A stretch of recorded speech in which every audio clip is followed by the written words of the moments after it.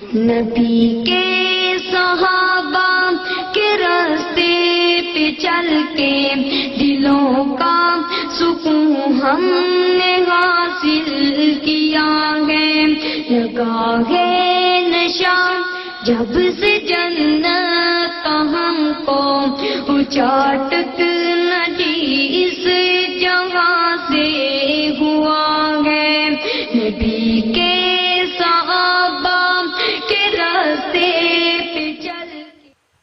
الحمدللہ وحدہ والصلاة والسلام علی من لا نبی بعدہ، اما بعد۔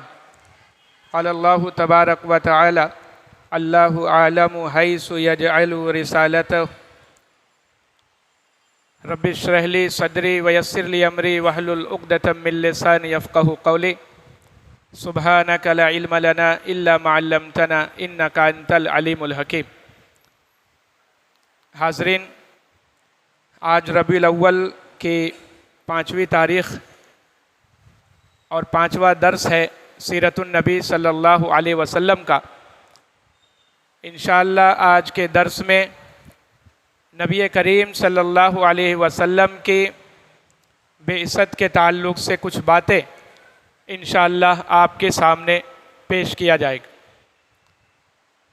اللہ تبارک و تعالیٰ نے فرمایا اللہ عالم حیث یجعل رسالتہ، اللہ بہتر جانتے ہیں کہ وہ اپنی رسالت کا کام کس سے لے گا۔ یہ سورہ انعام کی آیت نمبر 124 ہے۔ نبی کریم صلی اللہ علیہ وسلم کی ولادت باسعادت کے تعلق سے کچھ باتیں ہم نے گزشتہ درس میں سنا۔ آج انشاءاللہ اللہ کے نبی صلی اللہ علیہ وسلم کے نبی بنائے جانے سے پہلے کے حالات، اس سے پہلے آپ صلی اللہ علیہ وسلم نے کن کن امور کو انجام دیا یا اللہ تبارک و تعالیٰ نے اس کے لیے کیا تیاری کر کے رکھا تھا، انشاءاللہ آج کے اس درس میں ہم سماعت فرمائیں گے۔ 6 صدی عیسوی بالاتفاق تاریخ کا ایک سب سے تاریک دور گزرا ہے۔ صدیوں سے انسانیت جس پستی کی طرف جا رہی تھی، 6 صدی عیسوی میں وہ اس پستی کی انتہا کو پہنچ گئی۔ رومی اور ایرانی اس وقت مشرق و مغرب کے سیاہ و سفید کے مالک تھے۔ وہ دنیا کے ہر قسم کی خرابی اور فساد کے علم بردار تھے، اور ان کے اکثر افراد عیش و عشرت کی زندگی گزر بسر کر رہے تھے، جیسا کہ شاہ ولی اللہ محدث دہلوی رحمہ اللہ نے اپنی کتاب کے اندر لکھا ہے۔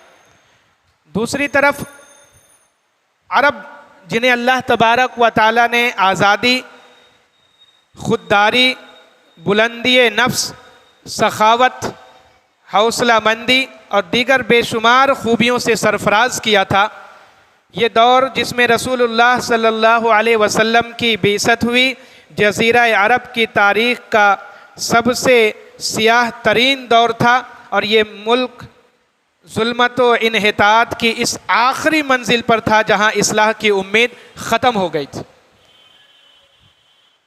پورا عرب ممالک جو تھا وہ بالکل بت پرستی میں لگا ہوا تھا، ظلم اور زیادتی اور بربریت ہر طرف عام تھا، اور ہر طرف خوریزی کا ماحول گرم تھا۔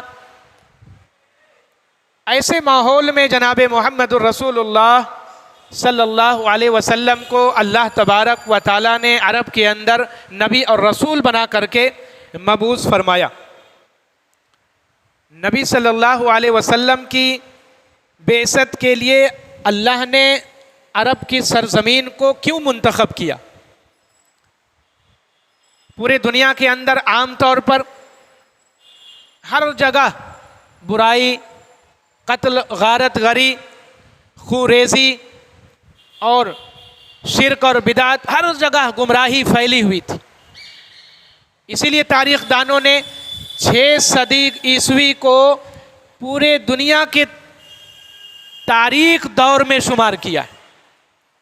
نہ کوئی نبی، نہ کوئی رسول، نہ کوئی کتاب، نہ کوئی اللہ رب العالمین کا نام لینے والا، نہ اللہ رب العالمین کی دعوت و تبلیغ کرنے والا. ہر طرف اندھیرا، گھٹا ٹوپ اندھیرا چھایا ہوا تھا. اور ایسے ماحول میں پھر جناب محمد الرسول اللہ صلی اللہ علیہ وسلم کا عرب کی سرزمین پر نبی اور رسول بنا کر کے بھیجا جانا، آخر اللہ تبارک و تعالیٰ نے عرب کی سرزمین کو نبی کریم صلی اللہ علیہ وسلم کے لیے کیوں منتخب کیا اور پسند کیا؟ جیسا کہ میں نے سورہ انعام کی آیت آپ کے سامنے خطبہ مسنونہ کے بعد پیش کیا تھا، اللہ عالم حیث یجعل رسالتہ، اللہ بہتر جاننے والا اور سمجھنے والا ہے کہ نبی کو کہاں اور کس جگہ مبعوث کرنا ہے اور بھیجنا ہے اور آپ کی ولادت کرنی. اللہ سب سے زیادہ اور سب سے بہتر جاننے والا ہے. 6 صدی عیسوی کی قوموں پر جب ہم نظر دوڑاتے ہیں تو ہندوستان کے اندر اجنتا کے غار، دیوی دیوتاؤں کے مجسمے، چین کا جب ہم بغور مطالعہ کرتے ہیں اس دور میں تو وہاں گوتم بدھ کا چرچا سب سے زیادہ. ایجپٹ، مصر میں مومیا سازی جس کو ممی کہا جاتا ہے، جو بھی پرانے ان کے بڑے بڑے رؤسا، بڑے بڑے سردار اور لوگ انتقال کر جاتے تھے، ان کی عبادت کے لیے ان کی لاشوں کو ممی میں لپیٹ کر کے اچھے طریقے سے محفوظ رکھتے تھے. آج بھی فرعون کی لاش کو ممی کر کے اور اس کو کیمیکل ڈال کر کے اور اچھے طریقے سے محفوظ کر دیا گیا ہے. اس کی عبادتیں ہوتی ہے، اس کے سامنے سجدے ہوتے ہیں، اس کے سامنے لوگ جا کر کے اپنی گزارشات پیش کرتے ہیں. اسی طریقے سے جادوگری کے کمالات. یونان میں علوم فلسفہ، فلسفی کا سب سے زیادہ چلن تھا.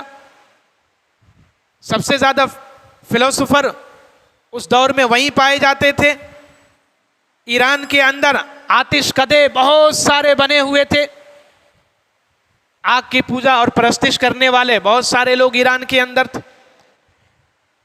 ایسی تہذیب اور ایسی علم برداری جو تھی یہ پورے دنیا کے اندر عام تھی. اللہ کا نام لینے والا دنیا کے کسی گوشے میں موجود نہیں تھا. لیکن عرب کے اندر اللہ نے پہلے سے کچھ خوبیاں رکھی تھی.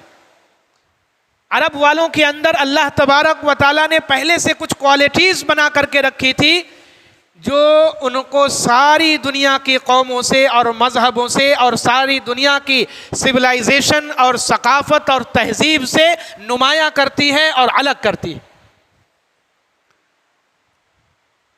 چونکہ اس تناظر میں جزیرہ نما عرب کو دیکھا جائے تو تہذیب تمدن کی منفی اور مہلک اثرات سے بالکل وہ پاک نظر آتے تھے. گندگی نہیں تھی، برائی نہیں تھا، دوسرے اور خرابیاں ان کے اندر نہیں پائی جاتی تھی جیسا کہ دوسرے دنیا کے ممالک کے اندر پایا جاتا تھا اور دیکھنے میں آتا تھا. عرب کے اندر سادہ زندگی لوگ گزارا کرتے تھے. تلواروں کی جھنکاروں میں زندگی گزارنا، تلوار بازی کی مشق کرنا اور اسی طریقے سے تیر کی سنسناہٹ، معصوم بچیوں کے دف بجانے کی آوازیں اور خرید و فروخت، تجارت اور لین دین کے غرض سے شام اور یمن کے ممالک کا سفر کرنا اور عام اور سادہ زندگی گزارنا، یہ عرب اور عرب کے لوگوں کو دنیا کے تمام لوگوں سے ممتاز کر دیتا ہے. یہ اللہ نے پہلے سے ان کے اندر خوبی رکھی تھی. یہی وجہ ہے کہ اللہ تبارک و تعالیٰ نے نبی کریم صلی اللہ علیہ وسلم کی بعثت کے لیے عرب کی سرزمین کو منتخب کیا اور جناب محمد الرسول اللہ صلی اللہ علیہ وسلم کو وہیں پیدا فرمایا. نبی صلی اللہ علیہ وسلم کے نبوت کے ابتدائی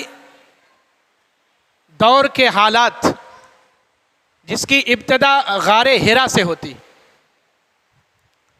چونکہ اللہ تبارک و تعالیٰ کا یہ طریقہ کار رہا ہے پہلے سے کہ اللہ تبارک و تعالیٰ جس شخصیت کو نبوت اور رسالت کے لیے، لوگوں کی ہدایت کے لیے، اپنے دین اور شریعت کی تبلیغ اور ترویج کے لیے منتخب کرتا ہے، اللہ تبارک و تعالیٰ नबूवत और रिसालत के मनसब पर फायज करने से पहले उनको मौका इनायत फरमाता है ताकि वो खलवत नशीनी इख्तियार करके और अलहदगी इख्तियार करके सुकून और इत्मीनान के साथ अल्लाह तबारक व ताला के इस फैसले के लिए अपने आप को तैयार कर पाए।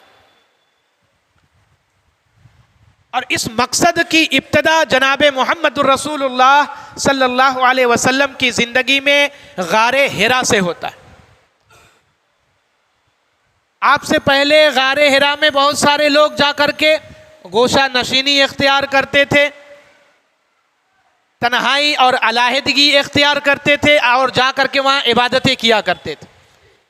और इस की इब्तदा और शुरुआत आपके दादा अब्दुल मुत्तलिब ने किया। उनकी आदत थी वो रमज़ान के इब्तदाई दिनों में गारे हिरा में जाते, गारे हिरा में जा करके वहाँ पर वो इबादत पूरे रमज़ान पूरे महीना करते थे। और जो भी वहाँ से मुसाफिर गरीब मिस्कीन फ़कीर गुज़रता था उसको वहाँ खाना खिलाते थे, उसकी हिफाजत करते थे, उनकी देख रेख करते थे और उनको रास्ता बताया करते थे।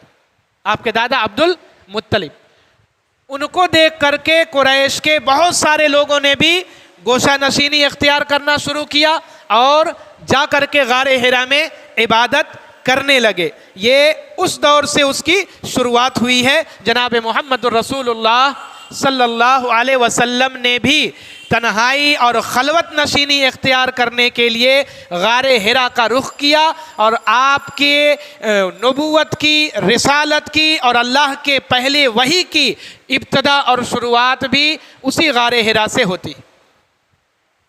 गारे हिरा मक्का मुकर्रमा में शुमाल मशरिक की जानिब बैतुल्लाह शरीफ से तकरीबन 5 किलोमीटर के फासले पर वाक़े। खाने काबा से गारे हिरा जो है जबल नूर, जो लोग अरब सऊदी अरब गए हुए हैं हज या उम्रे के लिए या काम और कारोबार के लिए, उनको मालूम होगा जबल नूर है। मिना की तरफ लोग जाते हैं, मिना से जाने के रास्ते में ही वो बैतुल्लाह और मिना के दरमियान में जबल नूर पड़ता है और जबल नूर के चोटी पर गारे हिरा है। बहुत छोटा सा एक गार है। उलमा इकराम लिखते हैं कि उसकी लंबाई जो है वो 4 गज है और उसकी चौड़ाई जो है 1.25 गज है। बहुत ज़्यादा बड़ा नहीं है, छोटा ही है।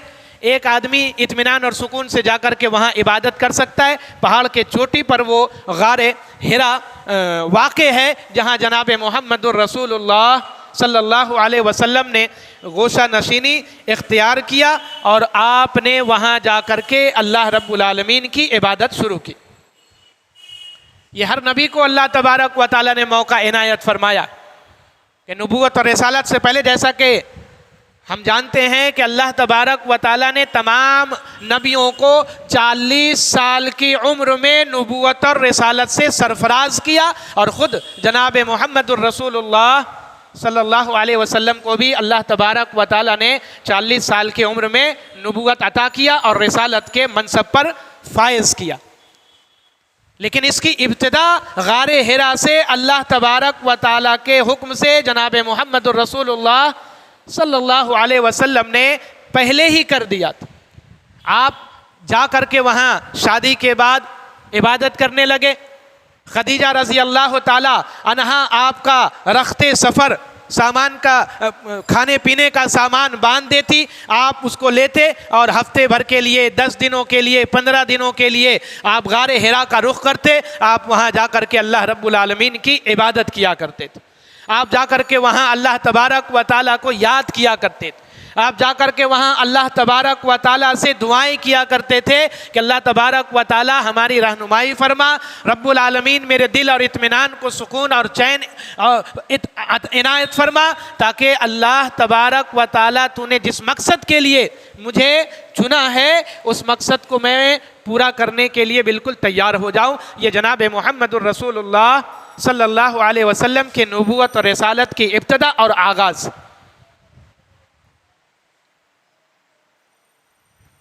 मक्का मुकर्रमा में इबादत के लिए खलवत नशीनी इख्तियार करने की ابتدا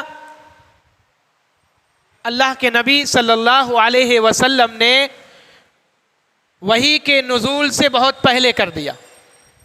ایسا نہیں کہ آپ گئے 2-4 دنوں میں یا ہفتہ 10 دنوں میں اللہ تبارک و تعالیٰ نے جبرائیل علیہ السلام کو بھیج دیا اور جبرائیل علیہ السلام نے آپ کے اوپر اللہ کا پہلا فرمان نازل کر دیا، اقرأ بسم ربک الذی خلق. ایسا نہیں. حضرت عائشہ رضی اللہ تعالی عنہا غار حرا اور آپ کے خلوت نشینی کے تعلق سے ارشاد فرماتی ہیں ثم حبب الیہ الخلاء وکان یخلو بغار حراء فیتحنس فیہ وہو التعبد اللیالی ذوات عدد. بخاری حدیث نمبر 3 اور مسلم حدیث نمبر 160. فرماتی ہیں کہ پھر آپ کو تنہائی محبوب ہو گئی، آپ گوشہ نشینی اختیار کرنے لگے، آپ اکیلے اور تنہا جا کر کے غار حرا میں اللہ کی عبادت میں مشغول ہو جاتے. مسلسل کئی دن اور کئی رات آپ اللہ رب العالمین کی عبادت کرتے رہتے، اسی میں مشغول ہو جاتے اور کئی دن آپ غار حرا میں ہی دن اور رات گزارا کرتے تھے. یہ خود آپ کی بیوی حضرت عائشہ رضی اللہ تعالی عنہا بیان فرماتی ہیں. یہ آپ صلی اللہ علیہ وسلم کے نبوت اور رسالت کے آغاز اور ابتدائی دنوں کا واقعہ ہے.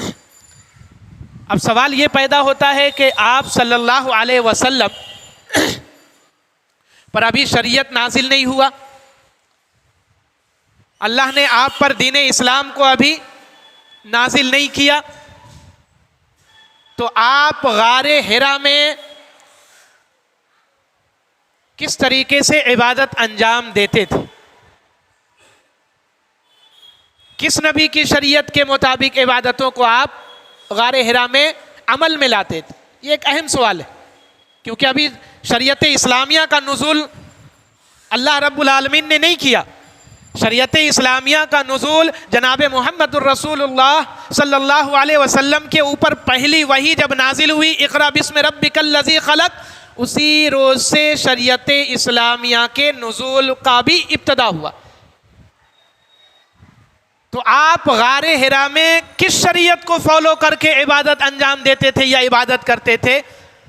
اس بارے میں امام ابن کثیر رحمہ اللہ فرماتے ہیں کہ اہل علم کے درمیان اختلاف پایا جاتا ہے. بعض اہل علم کہتے ہیں کہ آپ موسیٰ علیہ السلام کی شریعت پر عبادت کرتے تھے. بعض علماء کرام نے کہا کہ آپ صلی اللہ علیہ وسلم غار حرا میں عیسیٰ علیہ السلام کی شریعت کے مطابق عبادتوں کو انجام دیا کرتے تھے. بعض علماء کرام کا ماننا ہے کہ نوح علیہ السلام کے طریقے پر عبادت کرتے تھے، اور بعض علماء کرام کا ماننا ہے کہ آپ کی عبادت ابراہیمی شریعت کے مطابق تھی. اور یہی بات امام ابن کثیر رحمہ اللہ فرماتے ہیں کہ قرینہ حقیقت معلوم ہوتی ہے، حقیقت سے قریب تر معلوم ہوتی ہے کہ آپ صلی اللہ علیہ وسلم غار حرا میں سیدنا ابراہیم علیہ السلام کے شریعت اور طریقت کے مطابق عبادت کو انجام دے رہے تھے. امام ابن کثیر رحمہ اللہ نے البدایہ والنہایہ کے اندر یہ اقوال ذکر فرمایا ہے، اور اس بات کی تائید اللہ رب العالمین کے اس آیت سے بھی ہوتی ہے جس کو اللہ رب العالمین نے سورہ نحل آیت نمبر 123 کے اندر نقل فرمایا ہے ثم اوحینا الیک ان اتبع ملت ابراہیم حنیفا وما کان من المشرکین. اللہ رب العالمین نے ارشاد فرمایا پھر ہم نے آپ کی طرف وحی کیا کہ آپ ابراہیم علیہ السلام کی ملت کی اتباع کرے، کیونکہ وہ مشرکوں میں سے نہیں تھے، شرک کرنے والے نہیں تھے، غیر اللہ کو پکارنے والے نہیں تھے، غیر اللہ کی عبادت کرنے والے نہیں تھے. تو معلوم ہوا کہ آپ صلی اللہ علیہ وسلم غار حرا میں سیدنا ابراہیم علیہ السلام کے سنت اور طریقے کے مطابق عبادت کرنے والے تھے. آپ غار حرا میں عبادت کرنے جاتے تو ابراہیم علیہ السلام کے طریقے کے مطابق آپ عملوں کو انجام دیتے، عبادت کرتے، اللہ رب العالمین سے لو لگاتے، اللہ رب العالمین کا ذکر کرتے، اللہ رب العالمین کی کبریائی اور بڑائی بیان کرتے، اللہ رب العالمین سے قربت اختیار کرنے کی کوشش کرتے، کیونکہ اب آپ کے اوپر اللہ رب العالمین ایک بڑی ذمہ داری पूरे इंसानियत की, पूरे ह्यूमैनिटी की और पूरे दुनिया की डालने वाला था नबूवत और रिसालत के तौर पर। और जब नबी करीम सल्लल्लाहु अलैहि वसल्लम को नबूवत के लिए तैयार किया जा रहा था, जब अभी नबूवत और रिसालत के बारे गिरा को आपके ऊपर डालने की इब्तदा और शुरुआत खलवत नशीनी से, गारे हिरा से हो चुकी थी, तो बहुत सारे ऐसे आसार जाहिर हुए जो आपके नबूवत और रिसालत की तरफ वाज़े इशारा करते थे। जैसा कि शजर और हजर का वो किरदार सामने आया जो सिर्फ किसी नबी ही के लिए हो सकता है। शजर और हजर आपको सजदा करते। जाबिर बिन समुरा रज़ी अल्लाह ताला अन्हो बयान फरमाते हैं, अल्लाह के नबी सल्लल्लाहु अलैहि वसल्लम ने फरमाया, इन्नी लआरिफु हजरम बिमक्का काना लयुसल्लिमु अलैया क़ब्ला अन उबअसा इला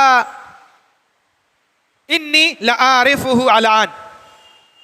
फरमाते हैं जाबिर बिन समुरा रज़ी अल्लाह ताला अन्हो कि बेशक मैंने मक्का के एक पत्थर को पहचान लिया जो मुझे नबूवत से पहले सलाम किया करता था, यकीनन मैंने अभी भी उसको पहचान लिया। नबूवत और रिसालत से पहले, वही के नाजिल होने से पहले जनाब मुहम्मदुर रसूलुल्लाह सल्लल्लाहु अलैहि वसल्लम जिस रास्ते से आप गुजरते थे, जिस डगर से आप जाते थे, वहाँ के पत्थर, वहाँ के दरख्त, वहाँ के शजर, वहाँ के हजर इमाम कायनात सल्लल्लाहु अलैहि वसल्लम को सजदा करते थे। ये जनाब मुहम्मदुर रसूलुल्लाह सल्लल्लाहु अलैहि वसल्लम के नबूवत और रिसालत की वाज़े दलील और निशानी, वाज़े दलील और निशानी। मुस्लिम शरीफ हदीस नंबर 2277, जो हदीस मैंने जाबिर बिन समुरा रज़ी अल्लाह ताला अन्हु की पेश किया, मुस्लिम शरीफ की रिवायत है, 2277 नंबर की ये हदीस है। इसी तरीके से नबूवत और रिसालत के वाज़े निशानियों में से हज़रत अली बिन अबी तालिब रज़ी अल्लाह ताला अन्हु की बयान करदा वो हदीस है। हज़रत अली इब्न तालिब रज़ी अल्लाह ताला अन्हु बयान फरमाते हैं कि मैं मक्का में नबी सल्लल्लाहु अलैहि वसल्लम के साथ जा रहा था। हम आप सल्लल्लाहु अलैहि वसल्लम के साथ मज़ाफ़ात में गए, मक्का के अतराफ में। आप फरमाते हैं कि हमने देखा जो भी पहाड़ या दरख्त रास्ते में आता वो जनाब मुहम्मदुर रसूलुल्लाह सल्लल्लाहु अलैहि वसल्लम पर सलामती भेजता और आपको सलाम किया करता था। ये नबी करीम सल्लल्लाहु अलैहि वसल्लम के नबूवत और रिसालत की वाज़े निशानी और दलील है, जो नबूवत और रिसालत के और वही के नाजिल होने से पहले नज़र आया और नमूदार हुआ, जिसकी गवाही ख़ुद सहाबा इकराम ने अपने ज़बान मुबारक से और ख़ुद जनाब मुहम्मदुर रसूलुल्लाह सल्लल्लाहु अलैहि वसल्लम ने अहादीस सहीहा के अंदर दिया है। वो सलाम किया करते थे आप सल्लल्लाहु अलैहि वसल्लम को और आप सल्लल्लाहु अलैहि वसल्लम पर सलामती भेजा करते थे। तिरमिज़ी शरीफ 3626, दारमी शरीफ सही तरगीब व तरहीब 6000 हदीस नंबर 60 और 61, ये हदीसें वाज़ेह तौर पर बयान करती हैं कि जनाब मुहम्मदुर रसूलुल्लाह सल्लल्लाहु अलैहि वसल्लम के बेइज्जत से पहले आपको पत्थर, शजर, हजर सारी चीज़ें सजदा किया करती थी, और ये पत्थर, दरख्त, हजर और शजर सिर्फ़ और सिर्फ नबियों को और रसूलों को ही सजदा किया करते थे। ये वाज़े निशानी जनाब मुहम्मदुर रसूलुल्लाह सल्लल्लाहु अलैहि वसल्लम के नबूवत और रिसालत की तरफ गवाही देते हैं और इशारा करते। वाज़े अलामतें अल्लाह के नबी सल्लल्लाहु अलैहि वसल्लम के ऊपर वही नाजिल होने से पहले, जैसा कि गुज़िश्ता दर्स में मैंने बताया कि नबी सल्लल्लाहु अलैहि वसल्लम के सीने को 4 मरतबा चीरा गया, चाक किया गया और उसको साफ सुथरा किया गया। जब नबी करीम सल्लल्लाहु अलैहि वसल्लम पर अल्लाह रब्बुल आलमीन के वही के नुज़ूल की इब्तिदा होने वाली थी, शुरुआत होने वाली थी, तब फिर एक बार अल्लाह तबारक व तआला ने जिब्राईल अलैहिस्सलातु वस्सलाम के ज़रिए से आपके सीने को चाक करवाया। آپ کے سینے کو صاف کیا گیا، دل کو زمزم کے پانی سے دھویا گیا اور صاف شفاف کر کے پھر آپ کے سینے میں اس کو رکھ دیا گیا اور اس کو سل دیا گیا۔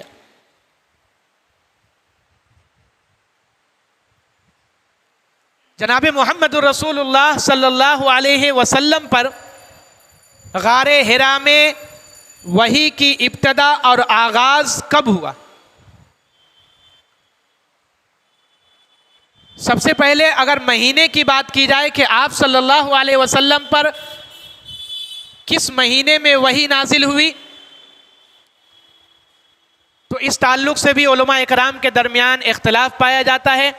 امام ابن قیم رحمہ اللہ، حافظ ابن حجر عسقلانی رحمہ اللہ اس کے بارے میں کئی اقوال بیان کرتے ہیں۔ انشاءاللہ اس کے بارے میں تفصیلی بیان کل کے درس میں کیا جائے گا۔ نبی کریم صلی اللہ علیہ وسلم پر پہلا وحی کا نزول کس دن ہوا، یہ خود جناب محمد الرسول اللہ صلی اللہ علیہ وسلم اپنے زبان مبارک سے فرماتے ہیں، فیہ یوم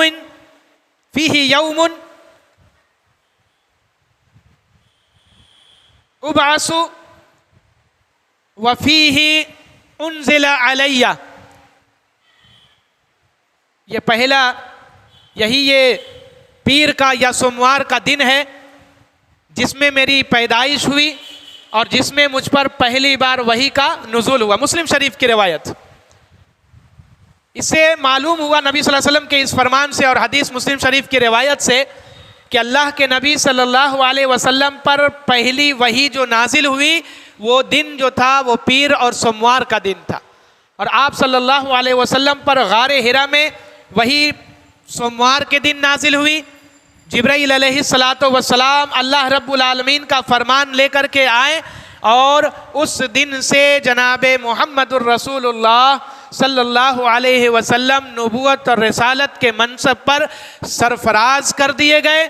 اللہ تبارک و تعالیٰ نے جس ذمہ داری کے لیے آپ کو چنا، آپ کو تیار کیا، اخلاقی اعتبار سے، روحانی اعتبار سے، جسمانی اعتبار سے اور تعلیم اور تعلم کے اعتبار سے، سماجیات کے اعتبار سے اور دوسرے معاملات کے اعتبار سے، وہ دن آ گیا جب اللہ تبارک و تعالیٰ نے آپ کے اوپر پہلی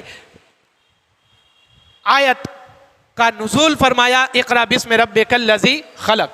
یہ جناب محمد الرسول اللہ صلی اللہ علیہ وسلم کے اوپر نبوت اور رسالت کے عائد ہونے سے پہلے کے حالات جو میں نے آپ کے سامنے پیش کیا۔ انشاءاللہ کل کے درس میں اسی سلسلے کو آگے بڑھاتے ہوئے ہم کچھ باتیں تحقیقی طور پر پیش کریں گے۔ اللہ رب العالمین سے دعا ہے اللہ ہمیں جناب محمد الرسول اللہ صلی اللہ علیہ وسلم کی سیرت کو سننے سمجھنے اور اس سے زیادہ نبی کریم صلی اللہ علیہ وسلم کی سیرت اور آپ کے اخلاق پر عمل کرنے کی توفیق عنایت فرما۔ الہ العالمین ہم تمام مسلمانوں کو شریعت اسلامیہ کی حفاظت کرنے کی توفیق عنایت فرما۔